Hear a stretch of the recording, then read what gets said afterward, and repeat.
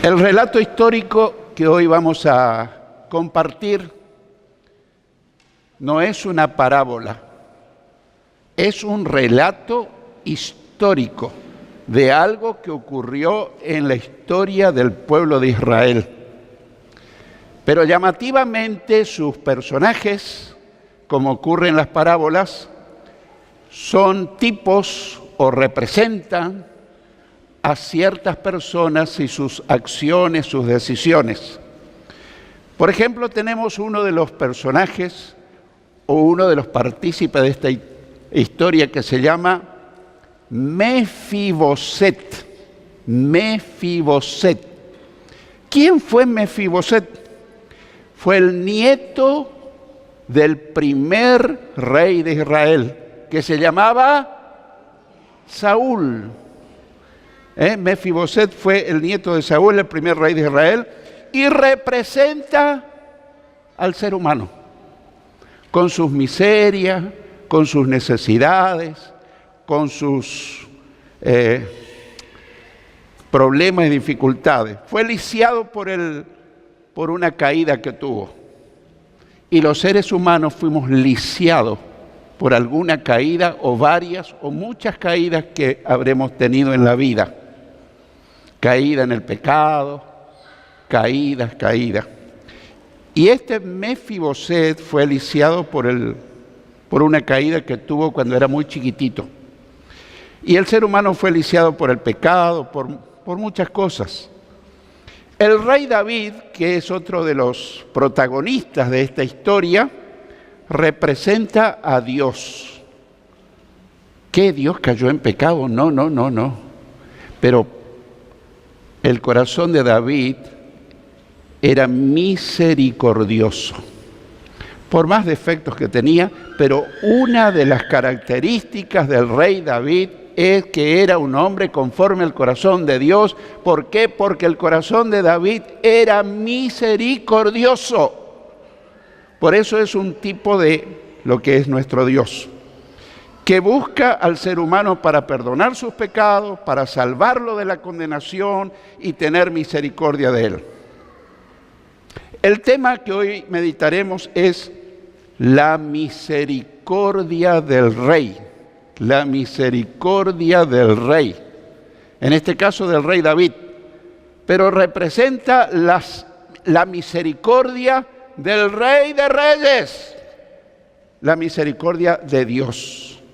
Y a veces nosotros no tenemos mucho en cuenta eso, o desperdiciamos este atributo tan alentador de Dios, la misericordia del Rey. Vamos a estudiar, en primer lugar, que un descendiente de Saúl fue lisiado a temprana edad. Un descendiente del rey Saúl fue lisiado a temprana edad. Y para eso vamos a buscar en nuestras Biblias, en el segundo libro de Samuel, capítulo 4, versículo 4. Segundo libro de Samuel, capítulo 4, versículo 4. Estoy por usar la Reina Valera 60. Dice así: y Jonatán, hijo de Saúl, el primer rey de Israel, tenía un hijo lisiado de los pies. Tenía 5 años de edad cuando llegó de Jezreel la noticia de la muerte de Saúl, su abuelo, y de Jonatán, su padre, y su nodriza o niñera lo tomó y huyó. Y mientras iban huyendo apresuradamente, se le cayó el niño y quedó cojo, quedó lisiado de los pies. Su nombre era Mefiboset. Esta es una historia tierna, conmovedora, pero también es una escena dramática, es melodramática. Es una historia maravillosa que está en el Antiguo Testamento. Ahí nos relata la situación de este niño, muy pequeñito, cuando tenía 5 años de edad. Ponete en la condición de un niño de 5 años de edad. No sé si le habrán dicho, probablemente que sí, no lo sé, la Biblia no lo dice. Murió el abuelo. Y para un nieto que tiene buena relación con su abuelo, recibir una noticia que el abuelo murió repentinamente en la guerra es algo muy serio, muy fuerte. Pero Mefiboset, también murió tu papá. Papá, el abuelo, papá. Y tenía una niñera, una nodriza, que en el apuro lo tomó a Mefiboset, siendo un niño chiquitito de 5 años, salió huyendo y se le cayó de llevarlo, y ahí se lició seriamente de sus piernas. Ahora, ¿qué parecido tiene esta historia con nuestra historia personal? Los descendientes de Adán, ¿quiénes son los descendientes de Adán? Todos nosotros. También hemos quedado lisiados, pero no por habérsenos roto las piernas. Hemos quedado desde temprana edad, desde el comienzo de la humanidad, quedamos lisiados por el pecado. Eso nos ha afectado enormemente. Aunque parezca que no, pero todos los problemas de la raza humana se deben al pecado. Adán pecó y su pecado contagió a toda la raza humana.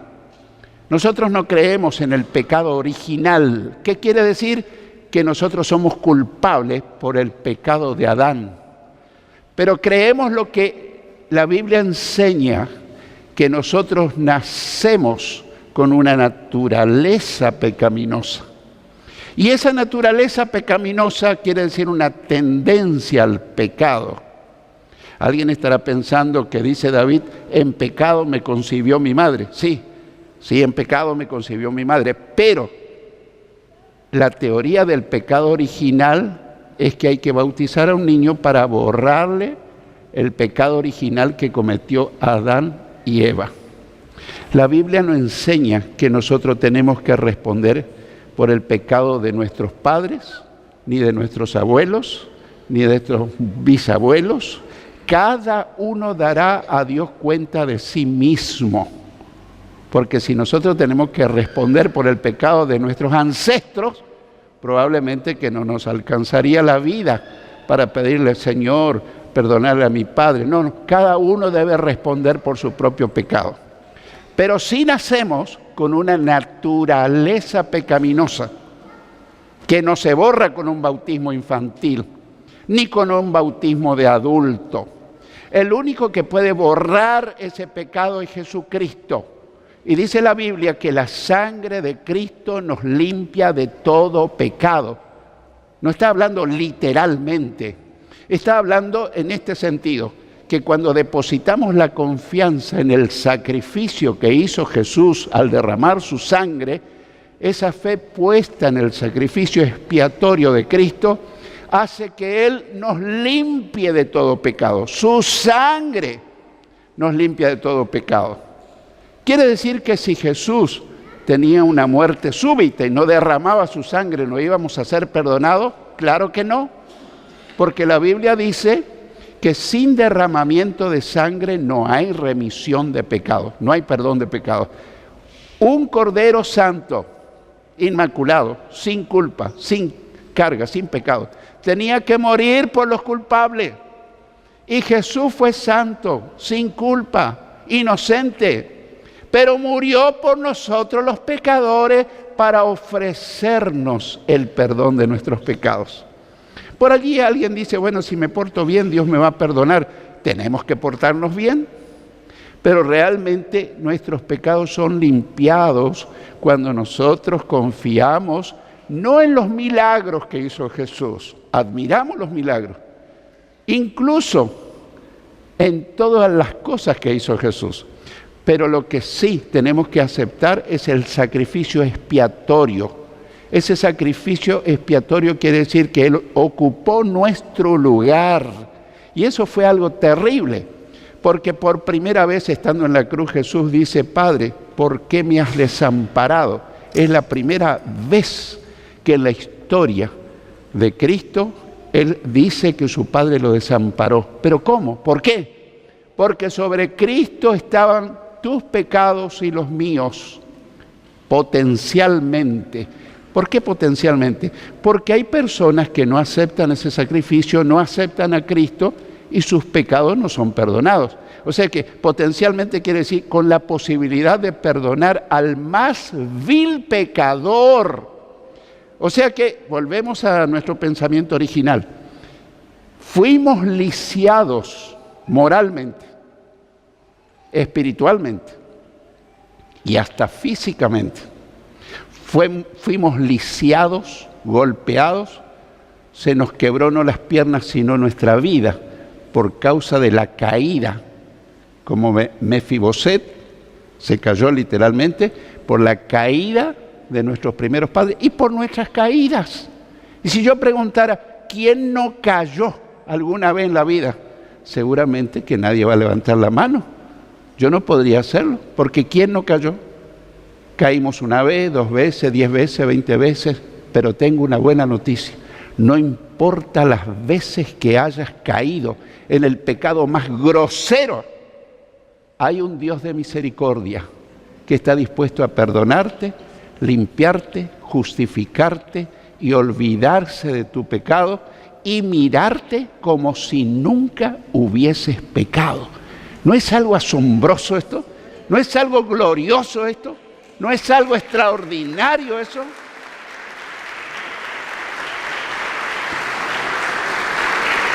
El problema nuestro es que a veces alguien nos señala con el dedo y nos recuerda nuestras caídas del pasado.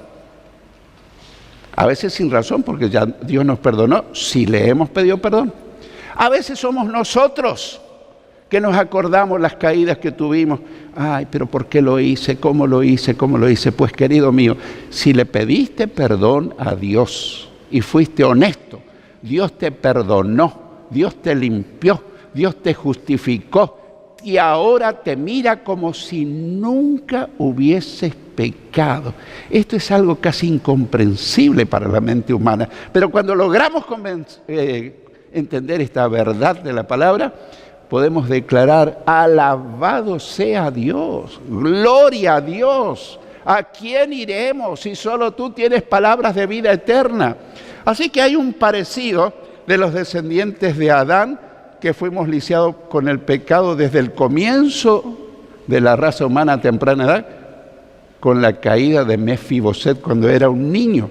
La Biblia dice, por tanto, como el pecado entró en el mundo por un hombre, y por el pecado la muerte, así la muerte pasó a todos los hombres por cuanto todos pecaron. Romanos 5:12. En segundo lugar, el rey busca descendientes de Saúl para hacerle misericordia. El rey David busca descendientes de Saúl para hacerle misericordia. Y si conocés la historia bíblica, esto es algo insólito. Saúl odiaba a David, tenía celos de David, porque David era un hombre conforme al corazón de Dios, y aun cuando Saúl estaba en el trono, Dios ya había dicho: este no va más, ya tengo un reemplazante, que es David. Y él veía que Dios bendecía a David, entonces lo perseguía para darle muerte. ¿Y qué hacía David? Huía. Pero qué insólito, a veces tuvo David la oportunidad de dar muerte a Saúl. Él estaba en varias ocasiones en las manos de David, estaba durmiendo en una cueva. Y David estaba a su lado con la espada. Y alguien le decía, aprovecha la oportunidad, dale muerte a tu enemigo, dale muerte a tu enemigo. ¿Y qué decía David? Yo no puedo tocar al ungido de Dios. Dios se encargará, pero yo ni le deseo el mal. Y alcanzó una oportunidad a cortarle un pedazo del manto de Saúl para después mostrarle y decirle, tuve la oportunidad de vengarme, tuve la oportunidad de cortarte el cuello, de matarte, pero no lo hice. David estaba demostrando su grandeza, su misericordia. Y la palabra de Dios dice en las bienaventuranzas, bienaventurados los misericordiosos, porque ellos recibirán misericordia. Bueno, David era un hombre muy misericordioso, por eso agradaba a Dios. En 2 Samuel, capítulo 9, versículos 1 al 4 leemos. Dijo David, ¿ha quedado alguno de la casa o de la familia de Saúl a quien haga yo misericordia por amor de Jonatán? Y había un siervo de la casa de Saúl que se llamaba Siba, al cual llamaron para que viniese a David. Y el rey le dijo, ¿eres tú Siba? Y él respondió, tu siervo. El rey le dijo, ¿no ha quedado nadie de la casa o de la familia de Saúl a quien haga yo misericordia de Dios? Y Siba respondió al rey, aún ha quedado un hijo de Jonatán lisiado de los pies. Entonces el rey le preguntó, ¿dónde está? Y Siba respondió al rey, está en casa de Maquir, hijo de Amiel, en Lodebar. David no sabía si a Saúl le quedaban descendientes. Estaba investigando. Y por allí se acordó que había un siervo de la casa o de la familia de Saúl y lo mandó a llamar y le preguntó, ¿no sabes si quedó algún descendiente del rey Saúl? Entonces este siervo le dice, sí, hay uno que se llama Mefiboset. Y Mefiboset estaba muy lejos de Jerusalén, estaba en Lodebar. Este es un nombre extraño, pero curiosamente Lodebar quiere decir una tierra pobre, una tierra de miseria, una tierra de sufrimiento. Yo no sé por qué hay estas cosas en la palabra de Dios que son tan coincidentes, tan llamativas, porque así era la condición de Mefiboset, era un lisiado, era uno que no podía trabajar, era uno que estaba seguramente con dolor, con resentimiento, con limitaciones. Fíjate si no se parece esto al ser humano. El ser humano por naturaleza vive en un lugar de miseria, de sufrimiento. Y hay otro rey que no es David, que es el Señor Jesucristo, que está averiguando. Él lo sabe. ¿No habrá alguien que necesita de mí para que yo tenga misericordia de él? Y alguien le dice, sí hay alguien, yo conozco a alguien. Entonces, ¿dónde está? ¿Dónde está? Parece esto muy llamativo, pero cuando Adán y Eva pecaron, yo quiero que recuerden la escena. Después de haber pecado, Dios bajó al huerto de Edén y bajó no para castigarlos, sino para reiniciar la comunión que habían tenido antes. Y le dice, Adán,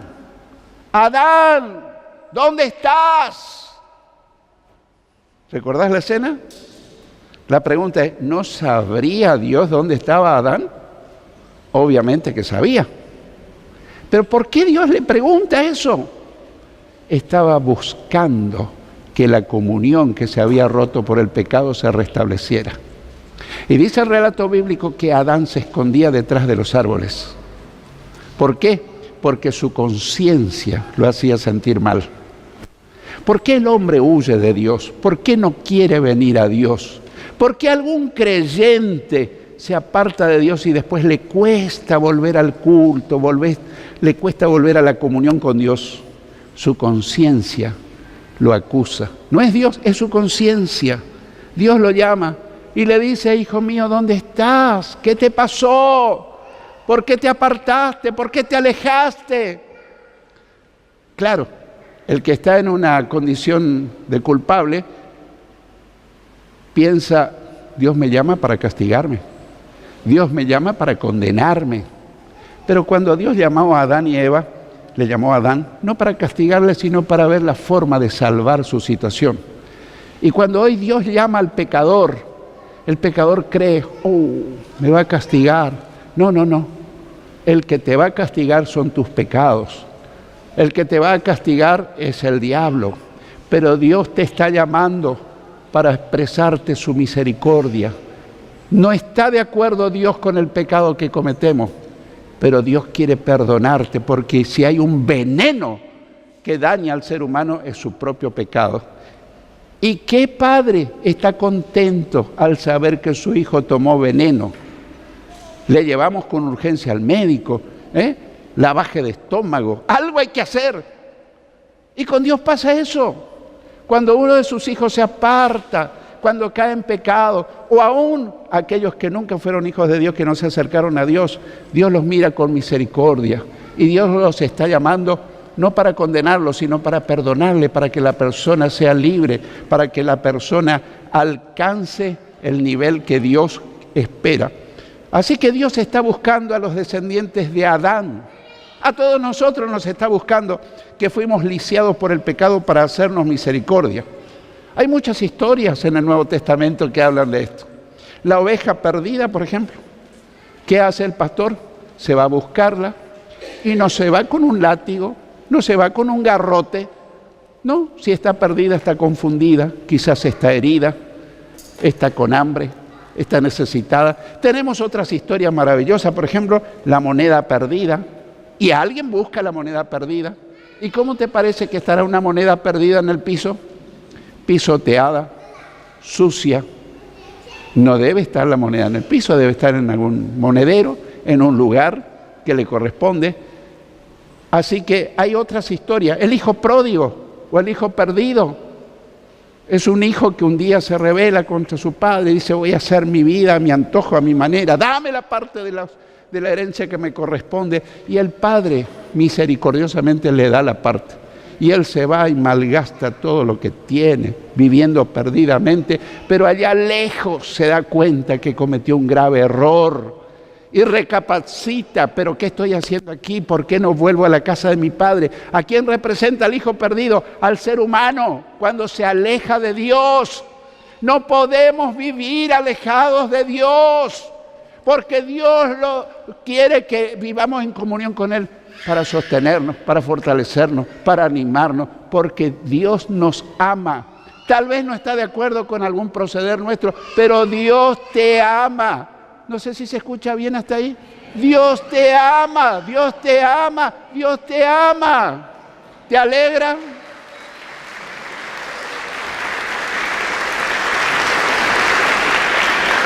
Tanto amó Dios al mundo.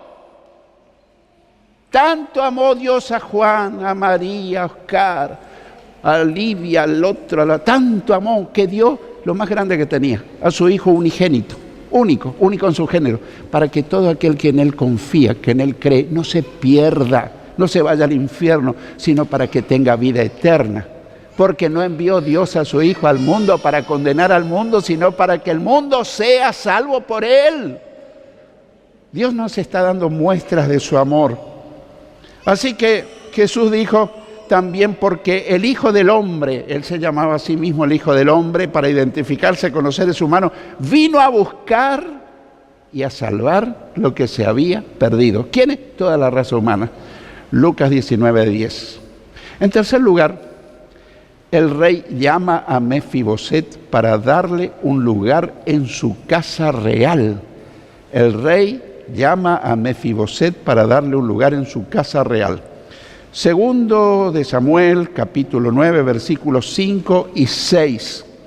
Dice: entonces envió el rey David y le trajo a la casa de Maquir, hijo de Amiel, de Lodebar. Y hay una palabrita que a mí me llama la atención. Y vino Mefiboset, hijo de Jonatán, hijo de Saúl, a David, y se postró sobre su rostro, hizo reverencia, y dijo David: Mefiboset. Y él respondió: yo soy tu siervo. Bueno, si uno empieza a meditar en este breve pasaje, cuando Dios o cuando el rey lo llamó a Mefiboset, él se podía quedar donde estaba, por prejuicio, por temor a de que ahora que David era rey se podía vengar de lo que le hacía en vida el abuelo Saúl. Ahí dice que vino, hijo de Jonatán, hijo de Saúl, a David, y se postró sobre su rostro, hizo reverencia. Yo trato de tener empatía con Mefiboset, de ponerme en su condición. Yo hubiese estado temblando.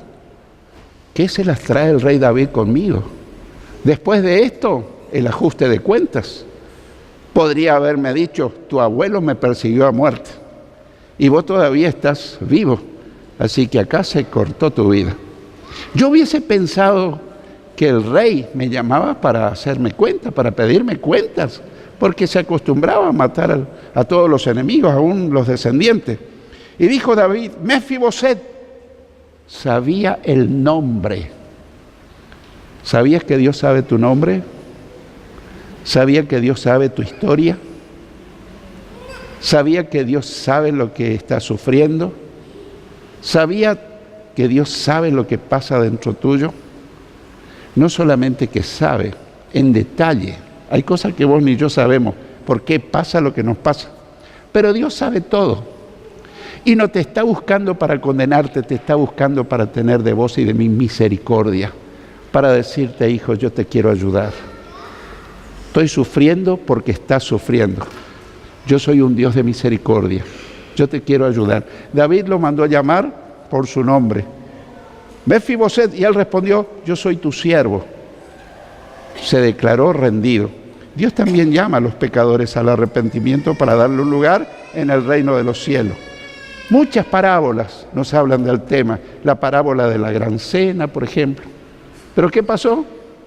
Excusas, excusas, excusas. Yo no puedo ir a la cena porque ustedes conocen la historia.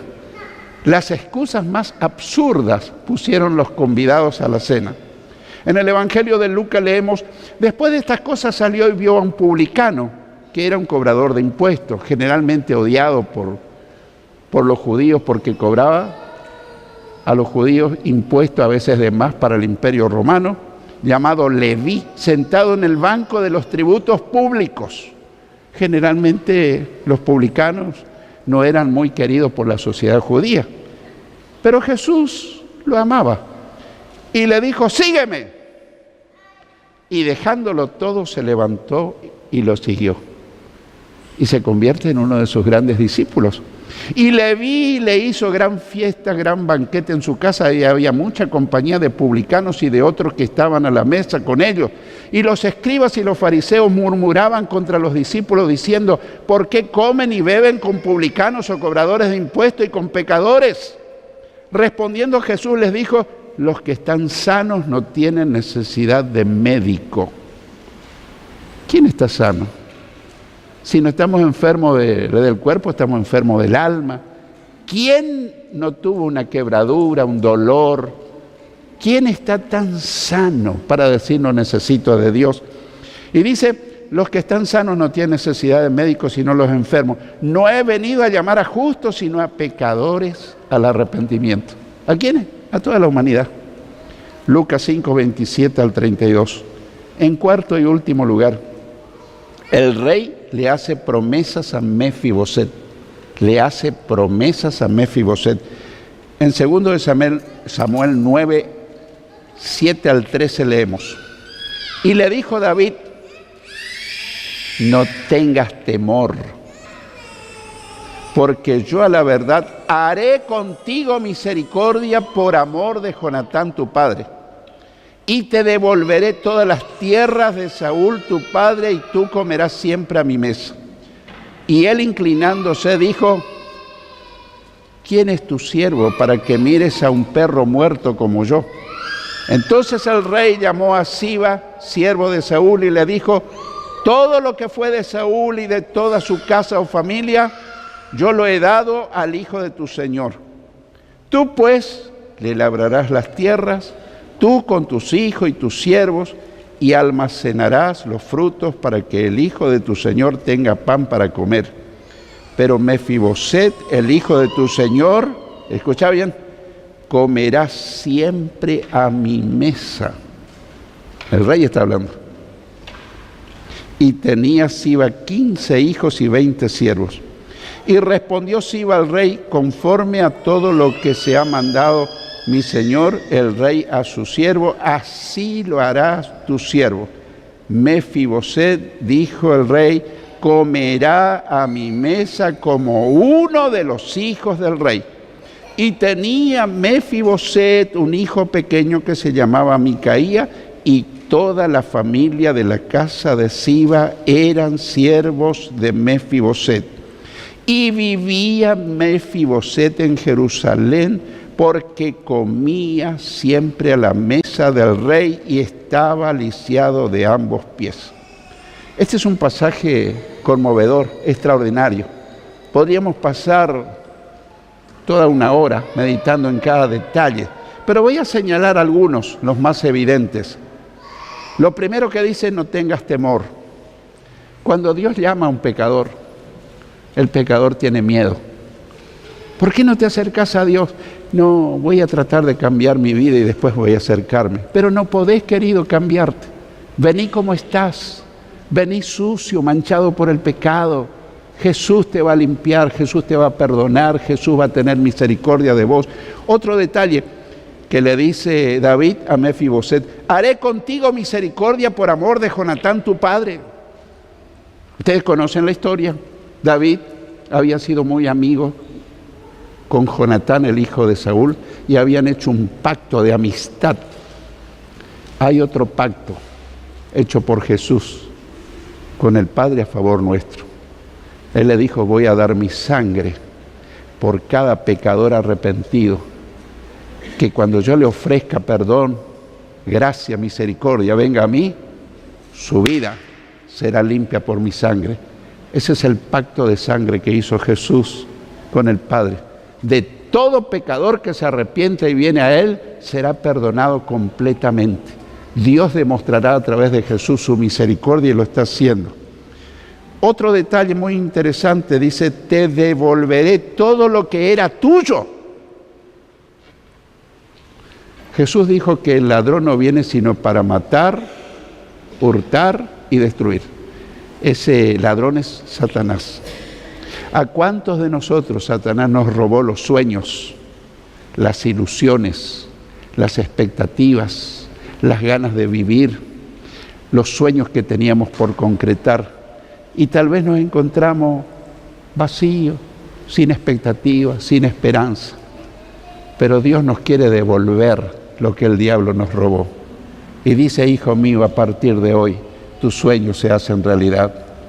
Hijo mío, si el diablo te robó la fe, yo te ayudo a tener fe en mí. Si el diablo te robó las fuerzas, conmigo serás fortalecido. Entonces, te devolveré todo lo que era tuyo. Otro detalle del pasaje: te haré comer en mi mesa. David podría haberle preparado una habitación separada y no comer en la mesa real. Pero David dice: te haré comer en mi propia mesa. Imagínate, el rey llamando a un pobre, lisiado, despreciado. Dice: no, Mefiboset, no vas a comer en una piecita de segunda, vas a sentarte a mi mesa a comer. Dios nos ofrece a comer de su propia mesa, de participar desde ahora hasta que vayamos a estar al cielo con Él y podamos compartir la mesa de Dios para siempre. Y desde ahora el alimento espiritual. Pero hay otra más: te haré como un hijo mío. No dice te voy a tener como un sirvientito de segunda. No, vas a ser como mi hijo. Te voy a amar, te voy a tratar Dios, habiendo sido nosotros viles pecadores, ahora nos llama para que nos hagamos hijos de Dios al recibir a Jesús en nuestro corazón. Dios no tiene hijos de segunda. Le ama a este, le ama a este, y le ama y le quiere hacer su hijo. ¿Cuándo nos hacemos hijos de Dios? Cuando le recibimos a Cristo en el corazón y lo seguimos. Y otra más, haré que te sirvan. De estar en Lodebar, en una tierra olvidada, pobre, haré que te sirvan. No sé si leíste en Hebreo que los ángeles están para servir a los que heredan la salvación. Están a nuestro servicio. Eso es increíble, que los hijos de Dios, que tengamos el servicio, la administración y cuidado de los ángeles de Dios. Y otra más, todas las promesas del rey fueron cumplidas. Todas. Si las promesas de David fueron cumplidas, ¿cuánto más las promesas de Dios, el Rey de Reyes? Dios también nos hace promesa para cuando aceptemos su invitación de acercarnos a Él y vivir en comunión con Él. En la segunda carta de Pedro leemos: todas las cosas que pertenecen a la vida y a la piedad nos han sido dadas por su divino poder, mediante el conocimiento de aquel que nos llamó por su gloria y excelencia. Por medio de ellas nos ha dado preciosas y grandísimas promesas para que por ellas ustedes lleguen a ser partícipes de la naturaleza divina, puesto que han huido de la corrupción que hay en el mundo por causa de los malos deseos. Segunda de Pedro, capítulo 1, versículos 3 y 4. Debemos concluir. Ese Rey es el Señor Jesucristo. Mefiboset somos cada uno de nosotros que necesitamos la misericordia de Dios. No sé si reconoces, yo necesito la misericordia de Dios. Sin su misericordia yo no hubiese podido vivir. Él fue misericordioso conmigo. Cuando yo era su enemigo y despotricaba contra Él, Él entendió mi necedad y me buscó. El Rey nos busca, nos llama, nos hace promesa, pero la pregunta es: ¿vendremos a Él o seguiremos de largo? Cuando David hizo llamar a Mefiboset, hoy les enfaticé, y vino, porque Mefiboset podía haber dicho: decirle al rey que está todo muy bien, muchas gracias, pero me quedo en Lodebar. Cuando el rey lo llamó, él vino. Tal vez vino con miedo, por eso Dios le decía: no temas. La pregunta es, esta mañana, si el Señor te llama, tal vez nunca lo recibiste en el corazón, o tal vez lo recibiste, pero no estás tan en comunión con Él. Hoy te dice: al que a mí viene no le echo fuera. Y cuando te llama no va a ser para condenarte, va a ser para perdonarte, para restablecer la íntima comunión con Él. La pregunta es: ¿vendremos al encuentro del Rey Jesucristo para recibir su misericordia, así como Mefiboset fue al rey David? Dios quiera que sí. Hoy, en este momento, el Señor me mandó a decirte que Él te está llamando. Y no te está llamando para condenarte. Te está llamando para derramar su misericordia sobre tu vida. Bienaventurados los misericordiosos, porque ellos tendrán misericordia. Él quiere derramar hoy su misericordia sobre tu vida y la mía. Si querés seguir de largo es cosa tuya, pero si decís: Señor, ¿a dónde iré sin tu misericordia? Yo la necesito. Paso momentos difíciles, complicados, pero tu misericordia va a renovar esta mañana mi fuerza para seguirte, para comer a la mesa del Rey, para vivir con Él desde ahora por la eternidad. El que tenga oídos para oír, oiga lo que Jesús te dice y me dice.